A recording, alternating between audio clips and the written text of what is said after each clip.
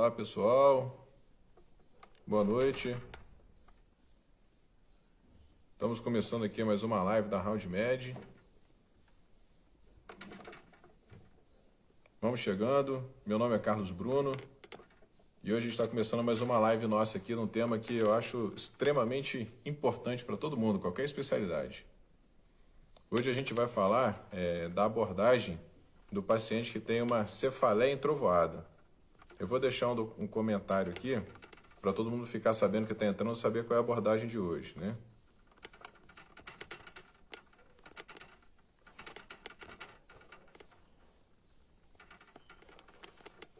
Deixa eu ver se eu consigo fixar isso aqui. Beleza. Bom, pessoal, então, bem-vindos novamente. É um prazer estar aqui com vocês. O assunto de hoje, então, é cefaleia entrovoada, pessoal. Para a gente começar a falar desse assunto, antes de mais nada, a gente tem que saber o que é uma cefaleia entrovoada. A gente usa esse termo de maneira muito corriqueira e algumas das vezes de forma equivocada. A cefaleia entrovoada é um tipo de cefaleia extremamente característico, que quer dizer o quê? Um paciente que tem uma cefaleia extremamente intensa. A cefaleia extremamente intensa é uma das características, mas ela sozinha não é capaz de dar para a gente o diagnóstico de uma cefaleia entrovoada. Porque quem tem enxaqueca sabe, né? A cefaleia enxaquecosa ela é extremamente forte, extremamente violenta. Mas existe uma diferença em relação à cefaleia entrovoada. É o tempo de evolução para que a dor chegue ao máximo. Quem tem enxaqueca sabe que aquela pessoa percebe que vai ter a dor, aquela dor vai aumentando e ela chega numa intensidade muito grande após vários minutos, normalmente ali aproximadamente 1 hora, ela vai chegar no pico de dor e tem aquela característica da dor latejante. Já a cefaleia entrovoada não, galera. A característica que a gente tem que estar atento é a cefaleia excruciante, a pior cefaleia da vida, só que ela vai chegar no pico, ela vai chegar no máximo em ali aproximadamente 1 minuto. Então de 0 a 100 km por hora em 1 minuto. O paciente vai sair de nada de dor para uma dor absurda no intervalo curtíssimo de tempo. Algumas definições consideram 5 minutos, tem até umas definições mais elásticas que consideram 1 hora, mas eu não acho apropriado. A característica é uma cefaleia violentíssima, extrema, com duração de pouco tempo. Quer dizer, duração de pouco tempo não, início num intervalo muito pequeno de tempo. Por que essa dor é tão intensa? Porque algo aconteceu dentro do cérebro de evolução extremamente rápida que vai estimular as terminações trigeminais que estão nas meninges. Muitas das vezes são condições que cursam com hipertensão intracraniana. Então, entendendo o que é o conceito da cefaleia entrovoada, a gente vai entender de que a cefaleia entrovoada é uma emergência médica. Não é um tipo de dor que está associada a condições leves, é um tipo de dor que está associada a condições gravíssimas ameaçadoras à vida. Então, o paciente com cefaleia entrovoada, ele tem que receber uma avaliação médica de emergência o mais rápido possível. Não é um paciente que a gente deve orientar a tomar um analgésico e esperar um pouquinho. Esse paciente tem que ir imediatamente para a emergência. Tá? Então, esse paciente que chega na emergência, ele tem que ser avaliado o mais rápido possível e a gente sempre vai lançar a mão de quê? Da nossa boa história clínica, porque é uma gama muito grande de tipos de cefaleia que vão cursar com cefaleia entrovoada, né? De enfermidades graves podem cursar com cefaleia entrovoada. A mais importante e que a gente tem que estar mais atento é a ruptura do aneurisma cerebral, é a hemorragia subaracnoide. A hemorragia subaracnoide é a causa das mais comuns de cefaleia entrovoada, então a gente sempre tem que estar alerta. O paciente que chega na emergência com cefaleia entrovoada, então ele obrigatoriamente tem que ter um exame de imagem, o que não é verdade nos pacientes com cefaleia primária. Então, muitas das vezes, fazemos imagem desnecessariamente para o paciente com uma crise de enxaqueca ou com outros tipos de cefaleia que tem uma evolução mais lenta, mais arrastada, um tempo de duração de evolução até o máximo da dor mais lento, ou de uma pessoa que já sabidamente tem uma cefaleia primária e a cefaleia atual tem as mesmas características da primária. Esse paciente ele não precisa receber nenhum tipo de exame de imagem se a gente conseguir dentro da anamnese e o exame físico ver que aquele paciente está numa condição já pré-existente. O paciente com cefaleia entrovoada não, ele tem que sim, obrigatoriamente fazer o exame de imagem. E o paciente que chega com cefaleia na emergência, a gente faz o exame de imagem por uma questão probabilística, né, que eu acabei de falar, é a principal causa, a gente vai esperar que ele tenha algum tipo de hemorragia cerebral, hemorragia subaracnoide. E aí vem uma pergunta: a tomografia de crânio sozinha é suficiente para a gente fazer o diagnóstico de hemorragia subaracnoide? E a gente sabe que na medicina a resposta depende, vai atender a gente para quase tudo dentro da nossa prática. Então realmente depende. Se o paciente tem uma cefaleia trovoada e chega para a gente muito rápido na emergência, o que é muito rápido? Menos de 6 horas de evolução, menos de 12 horas de evolução. Se a gente faz uma tomografia de crânio, a sensibilidade para o diagnóstico de hemorragia subaracnoide nesse caso é de 100%. Então, se você tem um tomógrafo bom, não estou falando aquele tomógrafo de um canal que faz os cortes muito lentos, corte grosso, não. Estou falando de um tomógrafo de terceira geração que vai fazer cortes mais finos e rápidos. A sensibilidade é de 100% com a especificidade de 98%. Porque acabou de romper o aneurisma e aquele sangue está ali presente na cisterna. Por que a sensibilidade diminui ao longo do tempo? Porque a gente sabe que a gente produz líquor e reabsorve o líquido, né? O líquor vai sendo produzido e reabsorvido constantemente. Então, esse sangue que foi liberado pela ruptura do aneurisma, ele vai sendo lavado ao longo do tempo. Então, após 48 horas, a sensibilidade da tomografia cai para em torno de 84%. E após 5 dias da cefaleia inicial, ela cai para algo em torno de 55% a 58%. Então, fazer a tomografia o mais rápido possível vai aumentar muito a chance diagnóstica de hemorragia subaracnoide. E eu sei que todos vocês já viram que um paciente que tenha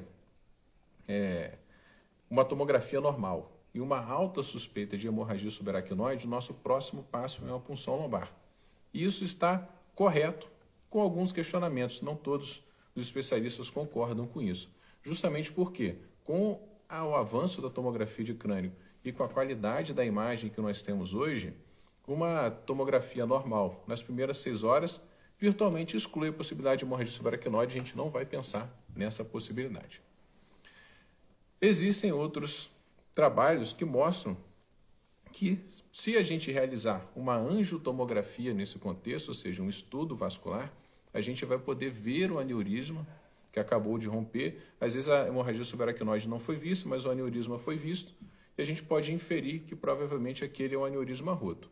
Mas isso é uma coisa que a gente não pode garantir com certeza. Por quê? Porque a prevalência de aneurisma cerebral na população geral assintomático não roto é bastante grande, em torno de 1%.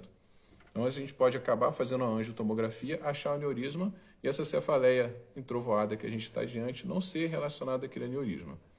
Mas a mensagem que a gente tem que levar para casa é o quê? Cefaleia entrovoada, tomografia precoce, a gente vai ter grande tranquilidade de que não estamos diante de hemorragia subaracnoide. Passou desse intervalo inicial, chegou depois de 1 dia, 2 dias, a punção lombar vai fazer parte sim da nossa rotina diagnóstica do paciente com cefaleia entrovoada. Porque a punção lombar vai ajudar no diagnóstico de hemorragia subaracnoide, sim, isso é verdade, ela pode ajudar. Por quê? Porque se a gente tem sangue que foi degradado ali no líquor, a gente vai ver que esse líquor vai ficar xantocrômico, ele vai ficar corado com aquelas hemácias. Diferente do líquor da punção lombar que a gente faz no acidente. Quando você faz a punção lombar e ocorre um acidente de punção, quem já fez, né, já viu várias vezes, eventualmente a gente rompe um vasinho, primeiro a saída de líquido vem tingido, mas depois esse líquido vai clareando. Então a gente pode usar tubos de ensaio em sequência para ver se esse paciente tem xantocromia ou não. Se o líquor for lavando e o último frasquinho dos 4 estiver totalmente transparente, provavelmente aquilo foi um acidente de punção. Se a gente observar que o líquido permanece xantocrômico, aquela característica cor um pouquinho amareladinha, provavelmente aquilo é sangue que está espalhado por todo, né, o líquor. Esse paciente deve ter tido aneurisma que rompeu e não foi visto na tomografia de crânio. Lembrando para vocês que isso é a minoria dos casos. Então, para a gente guardar para casa, quando a gente pega um paciente com cefaleia entrovoada, que a gente suspeita de uma hemorragia subaracnoide, a gente faz uma TC de crânio, a TC de crânio foi normal. Já passado esse intervalo de tempo, a gente faz uma punção lombar e a punção lombar não tem xantocromia, a chance de ser hemorragia subaracnoide é muito baixa. Mas tem um estudo bastante interessante, que é uma meta-análise de vários estudos, mostrando que quando você tem uma cefaleia thunderclap, uma cefaleia entrovoada característica, a TC de crânio normal e a punção lombar é normal e o exame neurológico é normal, a chance desse paciente morrer de alguma causa neurológica no próximo ano é praticamente nula. Então isso dá muita segurança para a gente. Se a gente tem alta suspeita de que aquilo é uma condição grave, a gente faz uma tomografia de crânio, exame neurológico normal, punção lombar normal, fica tranquilo, galera, a gente está diante de um paciente que tem um baixíssimo risco de vir a falecer de um agravo neurológico. E aí eu aproveito para reforçar para vocês a importância do exame neurológico. O exame neurológico alterado, ele praticamente sela o diagnóstico de uma doença grave cerebral. O exame neurológico normal, ele não exclui, mas diminui bastante as chances de uma condição cerebral grave. Então, qual que é o protótipo do paciente com hemorragia subaracnoide? Vou contar para vocês um caso clínico que quando a gente escuta historinha, a gente escuta uma parábola, a gente decora, a gente guarda com muito melhor informação. Então, o protótipo o que é? É uma mulher jovem, ali aproximadamente ali na faixa dos 40, 55 anos, tabagista, né? Geralmente hipertensa também, então a hipertensão é um fator de risco, mas o tabagismo é um grande fator de risco e as mulheres são mais acometidas por aneurisma cerebral, que tem uma cefaleia trovoada violentíssima e apaga. Grande parte desses pacientes tem uma perda transitória da consciência. Eles apagam, caem no chão e depois recobram ou não a consciência, dependendo da gravidade da hemorragia. Uma hemorragia gigantesca, uma hemorragia cerebral gigantesca, o paciente pode evoluir para coma ou mesmo morrer ali no local antes mesmo de poder receber assistência médica. Muitas das vezes o paciente tem uma cefaleia grave, cai no chão, muitos deles vão ter uma crise convulsiva e vão ser levados para o terceiro no hospital. Chegando no hospital, eles vão ter variáveis graus de alteração da consciência, desde muito sonolento até pouca alteração. Então, esse é o protótipo de hemorragia subaracnoide.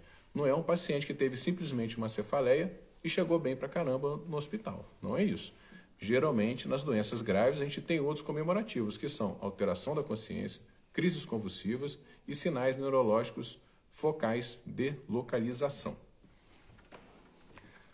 Além de hemorragia subaracnoide é o senso comum. Eu sei que todo mundo já está acostumado a pensar em hemorragia subaracnoide como uma causa de cefaleia em trovoada. Mas uma outra causa extremamente importante é o seguinte caso clínico. Uma paciente, sexo feminino, jovem, costumava malhar na academia todo dia, extremamente saudável, vinha usando medicações pré-treino, medicações para estimular, para poder fazer mais exercício físico, ficar com mais vigor físico. Além disso, a paciente tem uma rinite alérgica e costuma usar vasoconstritor nasal com uma certa frequência, já está até dependente desse vasoconstritor. Num dia, na academia, durante o esforço físico intenso, teve uma cefaleia entrovoada, uma cefaleia gigantesca, chegou a esmorecer um pouquinho, parou. Essa cefaleia aliviou ao longo do tempo e a paciente não procurou atendimento médico. Aproximadamente 2, 3 dias depois, ela volta, vai fazer exercício físico de novo e tem uma nova cefaleia entrovoada. Aí ela vai na emergência, faz o exame de imagem é rigorosamente normal. A paciente é liberada para casa. Daí, a mais uns 2, 3 dias, a paciente fazendo exercício físico ou mesmo uma relação sexual tem novamente cefaleia entrovoada.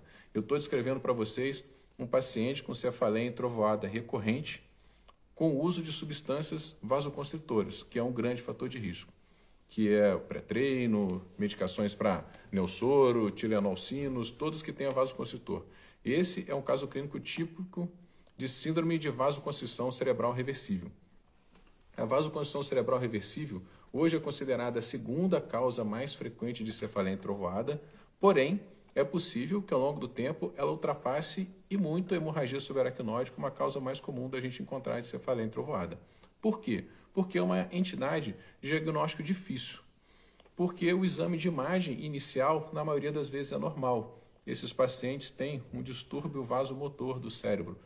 Por mecanismos combinados de drogas, exercício físico, ou mesmo medicamentos lícitos ou ilícitos, poderia ser cocaína também, esse paciente desenvolve uma vasoconstrição anormal, um distúrbio vasomotor, que geralmente cursa com cefaleia intensa.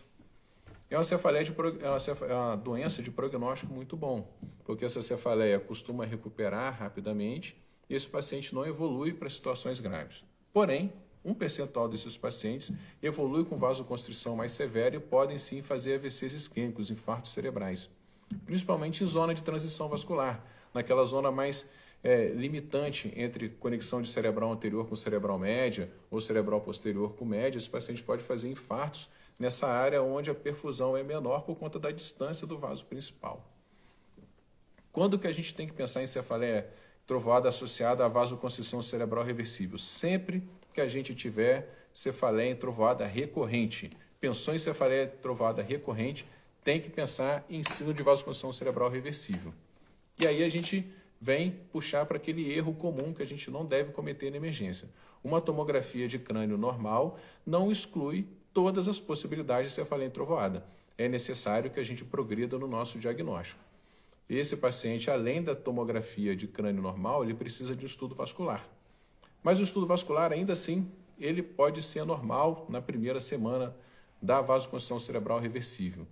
Então, a gente tem que ter um grau de suspeição grande para orientar o paciente. A gente fez o seu exame de imagem, você não tem nenhuma hemorragia cerebral, a sua cefaleia é muita característica de vasoconstrição cerebral reversível. A gente vai pedir uma ressonância para você com estudo vascular para que você faça daqui a 7, 10 dias, onde a gente vai ter a maior chance de detectar esse estreitamento vascular típico da enfermidade.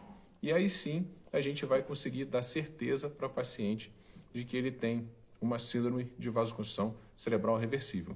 Eventualmente, mesmo no pico de espasmo, os exames de imagem não são capazes de detectar. Então, novamente, o que é o mais importante para a gente ter uma boa suspeita? Uma história clínica bem colhida, um exame neurológico bem executado. Tá? Esses pacientes têm uma evolução extremamente benigna na maioria das vezes, mas se a gente não orientar da forma correta, eles podem evoluir mal. Essa paciente que eu dei o caso clínico para vocês, por exemplo, se a gente não orientar ela a parar de usar pré-treino, deixar de fazer esforço físico extenuante nos próximos 60 dias, a gente pode manter o estímulo do vasoespasmo e esse vasoespasmo se tornar um infarto cerebral. Alguns pacientes, o espasmo é tão intenso que a artéria disseca, ela rompe e faz uma hemorragia subaracnoide diferente da aneurismática. A hemorragia subaracnoide aneurismática ela acontece nas cisternas, então a gente vai ver as cisternas cheias de sangue. Já o vasoconstrição cerebral ela é mais na corticalidade. Então nós vamos ver uma hemorragia subaracnoide cortical. Essa é uma grande dica para a possibilidade de um síndrome de vasoconstrição grave. O paciente está tendo uma ruptura do vaso cortical. Tá? Então, tirando o trauma craniano, que é a principal causa de hemorragia subaracnoide cortical, porque bateu, rompeu a meninge, né? A segunda causa é vasoconstrição cerebral reversível. A gente tem que estar bastante atento. Então, nós já falamos de duas causas aqui hoje. Hemorragia subaracnoide, ruptura de aneurisma, vasoconstrição cerebral reversível. Aí, a partir dessas duas, que são as líderes, né, as principais causas graves de cefaleia em trovoada, a gente começa a ter outras condições menos comuns. Por exemplo, o paciente que tem dissecção de vaso, de artéria vertebral e de artéria carótida, dissecção vascular de vasos cervicais. São condições que não são tão comuns, mas é a causa mais comum de AVC isquêmico em paciente jovem. Então, eu não estou dizendo que o AVC isquêmico costuma doer, mas a dissecção ocorre a ruptura do vaso. Disseca mesmo, assim como acontece na aorta, só que não está na aorta, está nos vasos cervicais. Essa dissecção vai deixar um flap dançando ali dentro do vaso.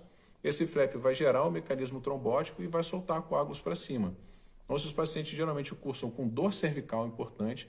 Essa dor cervical pode estar associada à cefaleia em trovoada e muitas das vezes esses pacientes vão ter sinais de localização típicos de AVC isquêmico. Então, quando a gente pega um paciente jovem com dor cervical, cefaleia thunderclap, a gente tem que pensar na possibilidade de que ele tenha dissecado um vaso. E aí eu vou trazer mais um gancho importante para vocês terem na prática de vocês. Dissecção de vaso cervical não é igual a dissecção de aorta. Se o paciente chega com AVC isquêmico porque dissecou a carótida vertebral, ele é candidato sim a trombólise endovenosa. Não é contraindicação a trombólise endovenosa, tá? Esse paciente tiver AVC agudo, a gente vai trombolizar ele mesmo ele estando com o vaso dissecado. Por quê? Porque esse vaso não vai romper, diferente da aorta. A gente só não vai trombolizar se houver de fato uma contraindicação. Essa dissecção está associada à hemorragia cerebral. É claro que não. Então, se o paciente não tiver uma contraindicação clara à trombólise, a dissecção não é uma contraindicação. A gente vai seguir com o nosso protocolo de tratamento. Outra questão importante com relação à dissecção cervical. A gente faz o tratamento com antiagregante. Esse paciente não foi candidato a trombólise por qualquer uma das razões, né? está fora de delta T, não tem mais indicação, a gente vai fazer antiagregante para esse paciente, não vai fazer anticoagulante como era feito no passado. Tá? Outra condição importante de cefaleia em trovoada, que dá rasteira na gente no pronto-socorro, é a trombose venosa cerebral. Né? A gente viu uma chuveirada de trombose venosa cerebral no período do Covid. É uma doença que a gente tem que ter um grau de suspeição também importante. Trombose venosa cerebral, muitas das vezes, tem exame de imagem normal no início. Geralmente uma mulher jovem, muitas das vezes usando anticoncepcional oral, mas pode ser uma pessoa com neoplasia, com outros fatores de risco para a doença trombótica, que procura emergência por dias consecutivos com cefaleia. A trombose venosa cerebral não costuma ter uma cefaleia em trovoada, como é que acontece na ruptura de aneurisma. É a exceção, é uma minoria dos casos que vai ter uma cefaleia muito intensa. Na maioria das vezes, a cefaleia é de aumento gradual, se torna intensa e fica persistente com aquelas características de hipertensão intracraniana. Quando abaixa a cabeça, a cefaleia se acentua. Quando levanta a cabeça, a cefaleia melhora. Essa paciente vai para a emergência e você pede a tomografia de crânio. Tomografia de crânio normal não exclui trombose venosa cerebral. Então a gente tem que ter um grau de suspeição grande para poder pedir estudo vascular. A gente pede estudo arterial e estudo venoso. Sempre recomendo fazer o estudo tanto dos vasos arteriais quanto dos vasos venosos. Se a gente estiver num local que não tem recurso para fazer, tudo bem, não tem jeito. Mas se você está num local que tem como fazer o estudo vascular, faz, galera. Você acaba diagnosticando condições que talvez você não esperasse inicialmente. Trombose venosa cerebral é uma delas. Você vai ver a ausência de impregnação, né, de passagem de contraste pelo seio venoso, e aí você vai conseguir fechar esse diagnóstico. Como é que a gente trata a trombose venosa cerebral? Trombose venosa cerebral é anticoagulante. A gente vai ter que fazer anticoagulante para esse paciente. E vem aí mais uma dica também da prática para vocês, que é um equívoco muito comum na prática. Paciente com trombose venosa cerebral e hemorragia, a gente vai anticoagular mesmo assim. Não vamos deixar de anticoagular, porque se está tendo hemorragia é porque tem hipertensão venosa, não é problema de hemorragia por discrasia sanguínea. Então a gente vai anticoagular. Se a gente não anticoagular, esse trombo vai aumentar, a pressão venosa vai persistir e esse paciente vai sangrar mais. Então essa é a única condição no paciente com AVC que tem a transformação hemorrágica franca e você vai anticoagular mesmo assim, porque a gente precisa dissolver esse trombo para que a pressão venosa diminua e o sangramento ceda, tá? Então guarda essa informação no coração de vocês. Trombose venosa cerebral, então, quanto que a gente vai pensar? Mulher jovem em uso de anticoncepcional ou paciente com neoplasia, né, com a tomografia de crânio aparentemente normal, e a gente faz o estudo vascular. Alguns pacientes com trombose já chegam com infarto cerebral venoso ou com hemorragia, com transformação desse infarto venoso em sangramento, e o diagnóstico fica fácil. Tá? Mas a gente tem que ter um grau de suspeição importante também, para não pegar um paciente que chega com hematoma intraparenquimatoso estranho, mais cortical, e tratá-lo como AVC hemorrágico primário. Não é AVC hemorrágico primário, é uma trombose venosa cerebral que se converteu para hemorragia. Então essa é uma das causas também. Uma outra condição que a gente pode encontrar na prática e que é bastante incomum, mas a frequência do diagnóstico tem aumentado, são as síndromes de hipotensão intracraniana. Ou seja, o paciente tem baixa pressão intracraniana porque ele tem alguma ruptura da meninge, geralmente durante a medula cervical e torácica, e esse paciente tem hipotensão licórica. Como é que é a característica da hipotensão licórica? É o contrário da hipertensão intracraniana. Quando o paciente está deitado, a cefaleia alivia, quando ele fica em pé, a cefaleia se acentua. Então, cefaleia ortostática, eu levanto, minha dor de cabeça fica intensa, eu deito, minha cefaleia melhora, eu tenho que pensar em síndrome de hipotensão intracraniana, hipotensão licórica. Geralmente a cefaleia não costuma ser entrovoada, mas eventualmente pode acontecer também. Dentro da listinha que eu trouxe para a gente também, existem condições onde raramente cursam com cefaleia entrovoada. Uma delas é o AVC hemorrágico primário. Ele não costuma cursar com cefaleia entrovoada, assim como o AVC isquêmico também não. Na imensa maioria dos AVCs isquêmicos, eles são indolores ou eles causam uma cefaleia leve, mais difusa e inespecífica. Eventualmente, o AVC isquêmico cerebelar pode cursar com a cefaleia mais intensa, então buscar sinais cerebelares no paciente com suspeita de AVC isquêmico pode reforçar o nosso diagnóstico de um infarto da circulação posterior. Da minha grande listinha de coisas que eu trouxe aqui para a gente conversar também, eu trouxe a apoplexia de hipófise. A apoplexia de hipófise é uma condição bastante incomum, né? Mas ela cursa sim com cefaleia intensa. É uma doença incomum, mas a cefaleia introvoada faz parte sim das características dessa enfermidade. O que é a apoplexia de hipófise? É quando a gente tem geralmente um adenoma, um macroadenoma grandão da hipófise, e por alguma razão, geralmente porque esse adenoma cresce muito rápido, ele fica sem condições de ser suprido pelo suprimento arterial, esse macroadenoma implode. Ele sofre uma isquemia e seguido de hemorragia, né, dentro da hipófise. Então, a cefaleia é uma cefaleia abissal. Eu já tive a oportunidade de acompanhar 2 pacientes com apoplexia de hipófise. É uma cefaleia intensa e uma grande dica, o quê? O paciente cursa com alteração visual, né, galera? A gente sabe que ali que a hipófise está colada ali perto do quiasma óptico. Então, os pacientes geralmente apresentam alteração do campo visual bitemporal.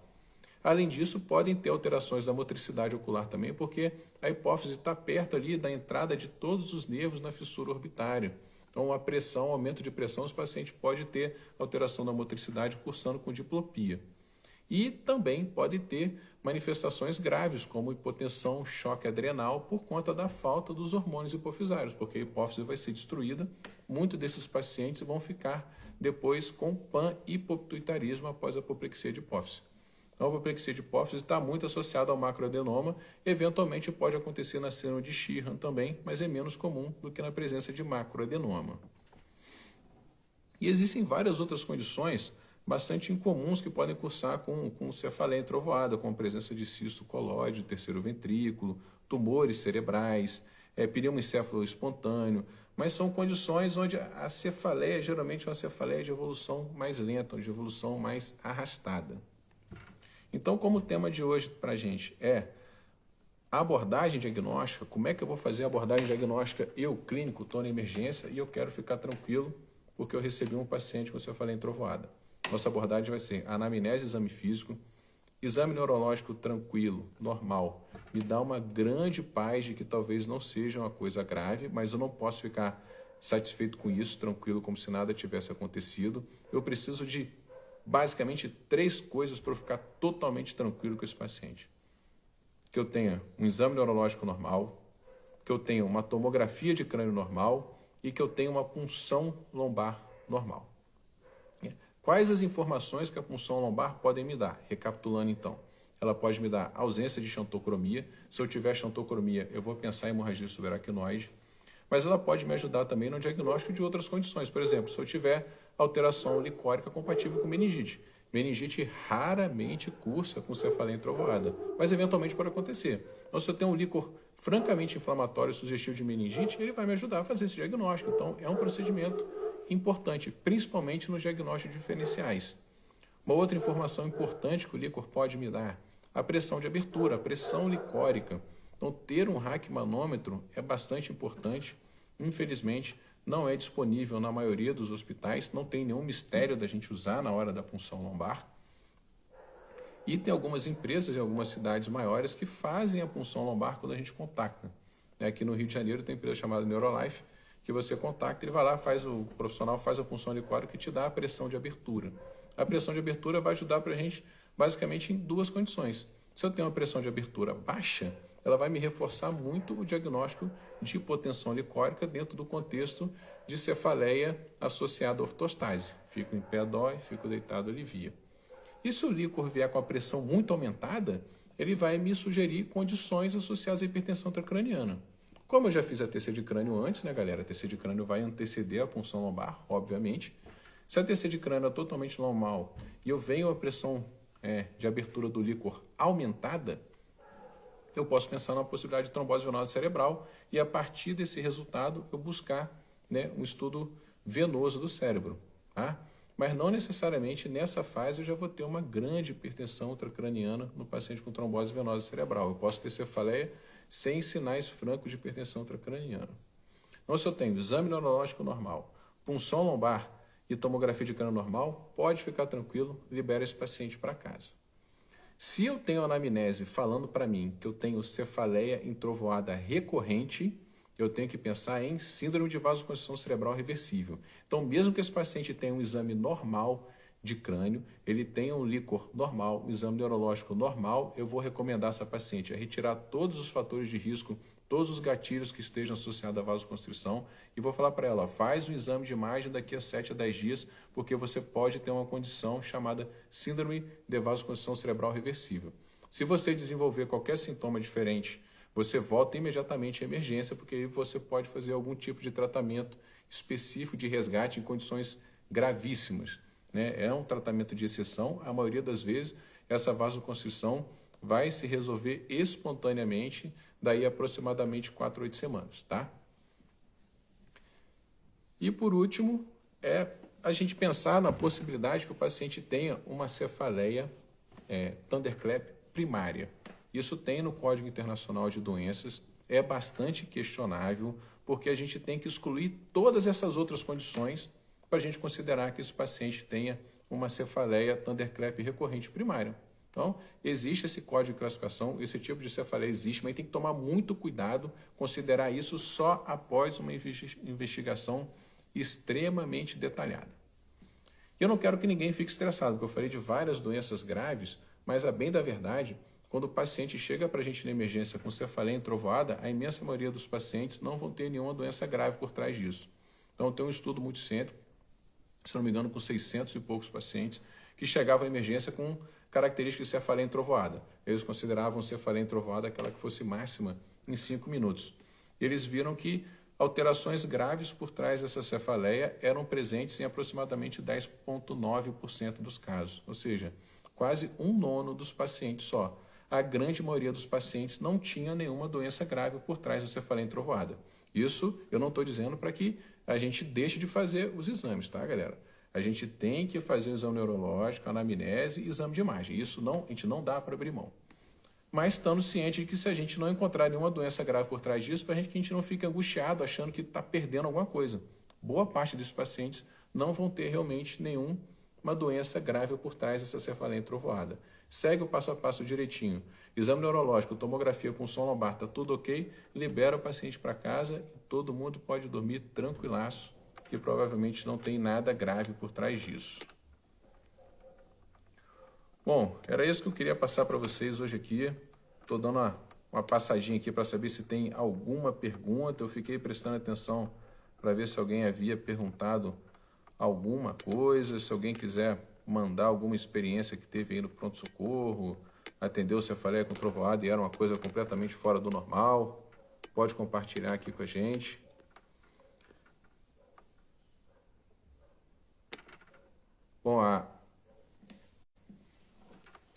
Bom, tem uma perguntinha aqui. Então, a maioria é cefaleia primária? Não é que a maioria é cefaleia primária. A maioria a gente não tem diagnóstico.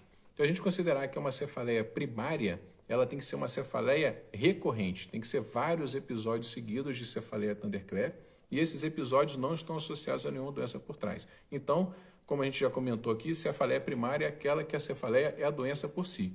Então, não quer dizer que essa cefaleia primária, ela quer dizer que a gente não encontrou nenhuma causa secundária para ela, tá? Nenhuma causa secundária grave, é isso que eu quis dizer com aquela informação. A imensa maioria das vezes, nenhuma condição grave é a causa da cefaleia entrovoada que a gente está lidando. Bom, eu acho que não tem nenhuma perguntinha. Se vocês tiverem alguma dúvida, manda para a gente aí no nosso direct, eu vou ter o maior prazer em responder, tá? A gente tem feito lives diariamente. A gente está na iminência de lançar um material muito bacana que a gente produziu, todo ele baseado em casos clínicos. Então, a gente sempre deve se esforçar para aprender com caso clínico. Porque quando a gente conta uma história, a gente escuta a história, a chance da gente gravar aquela informação e formar memória de longo prazo é muito maior. A memória associativa para uma história ela é muito mais prolongada do que uma informação dura apresentada. Então, a gente vai sempre tentar trazer caso clínico para vocês, né? As lives vão ser quase diariamente nesse momento. E qualquer sugestão que vocês tiverem, compartilhe com a gente, comenta lá no nosso canal. A gente vai seguir fazendo nossas publicações do nosso conteúdo escrito, que eu acho que é o forte do nosso canal, o pessoal curte bastante. E qualquer sugestão, pode falar para a gente que a gente vai acatar com o maior carinho. Tá bom, pessoal? Um abraço para vocês e até a próxima. Espero que vocês tenham aproveitado.